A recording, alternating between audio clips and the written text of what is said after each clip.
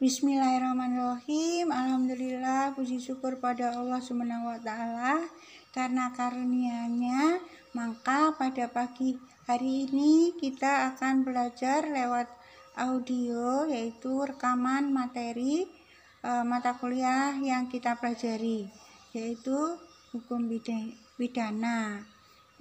Bismillahirrahmanirrahim ya.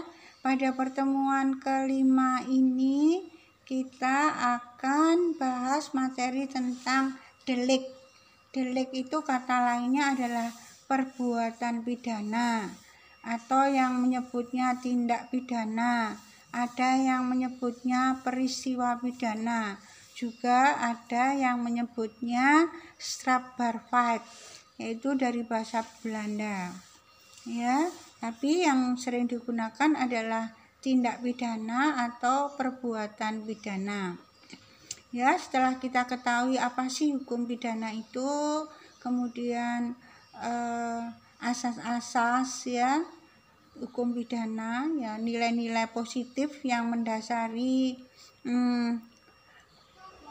undang-undang pada hukum pidana, yaitu khususnya KUHP.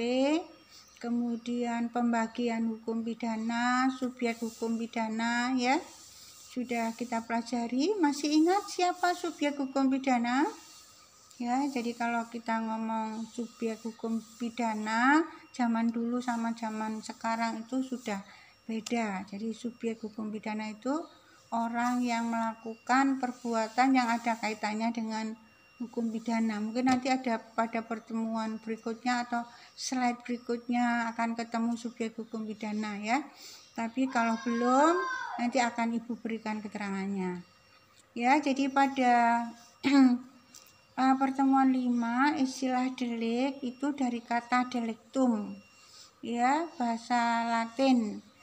Delik ya Jerman, delik Perancis, kemudian delik Belanda. Karena kita lama dijajah oleh negara Belanda, maka kita juga mengakui istilah perbuatan pidana dengan istilah delik. Kemudian tindak pidana, perbuatan pidana, peristiwa pidana.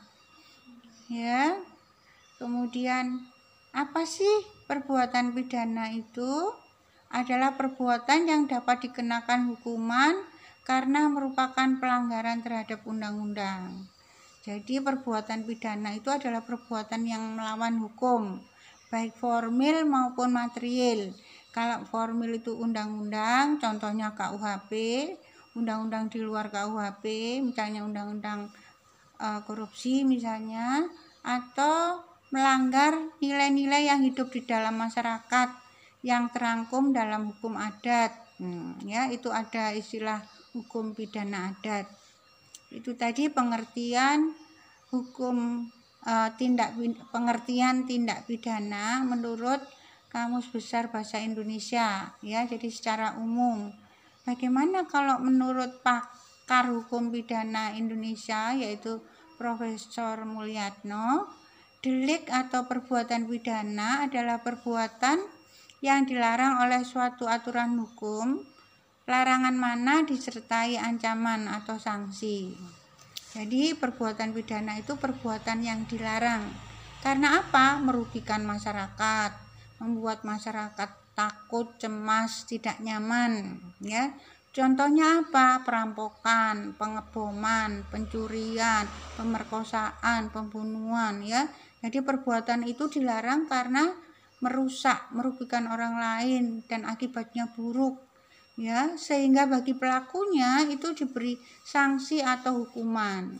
Kalau menurut KUHP ada pidana pokok ya, pidana penjara, pidana mati, pidana tambahan, perampasan hak tertentu misalnya ya, bagi pelaku yang melakukan perbuatan pidana tersebut ya. Ini ada sarjana Belanda namanya Utrecht. Perbuatan pidana atau peristiwa pidana adalah peristiwa atau feit ya,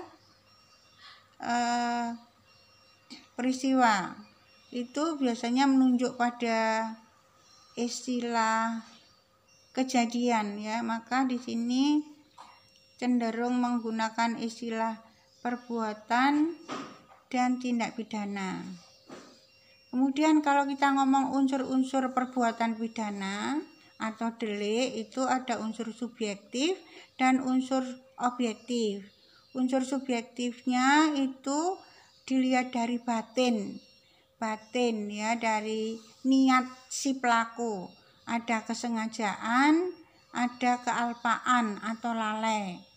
Ya, kalau kesengajaan itu kesengajaan sebagai maksud, ya, kesengajaan dengan keinsafan, kemudian kesengajaan dengan keinsafan akan kemungkinan ya itu kesengajaan. Kalau kealpaan atau lalai atau kulpa itu karena dia tidak berhati-hati, ya, karena lalai. Misalnya seorang ibu ngomong anaknya yang masih balita sambil ngobrol, tiba-tiba ada sepeda motor ya yang ngebut gitu atau mobil, anak ini lari kemudian tertabrak sampai meninggal. Maka kalau menurut hukum pidana ini ada sanksi dari seorang ibu tadi karena lalai ketika dia ngomong putrinya tadi, ya.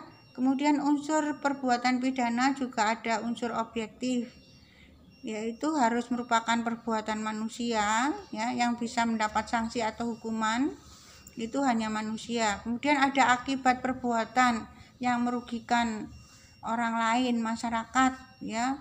Akibatnya misalnya kalau pemerkosaan, nah sini korbannya kasihan banget, traumatis, ya. Kemudian kalau misalnya KDRT, ya, korbannya juga saudara tahu, ya. Kemudian ada sifat melawan hukum dan dapat dihukum.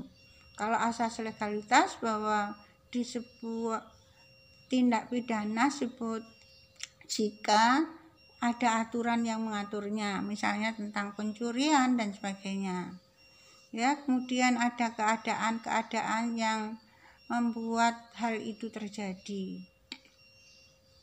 Bagaimana? Ya, nanti di rumah harus baca literatur yang mendukung dari penjelasan ini, ya. Jadi ada materi dari e-learning, ada audio, ada kuliah, ada belajar sendiri. Itu membuat saudara menjadi paham apa yang saudara pelajari, meskipun hanya lewat daring. Kalau misalnya calon sarjana hukum tidak pernah baca, meremehkan kuliah daring, dan tidak pernah beritikat baik dalam belajar, maka nanti gelarnya itu hanya gelar-gelar saja, cuman esa, tapi tidak ada manfaat sama sekali, dan itu sayang, ya. Jadi sudah saudara rugi waktu, tenaga, biaya kalau saudara tidak mendapatkan ilmu yang baik, kemudian untuk diri sendiri dan orang lain, maka itu saya pikir hal yang sangat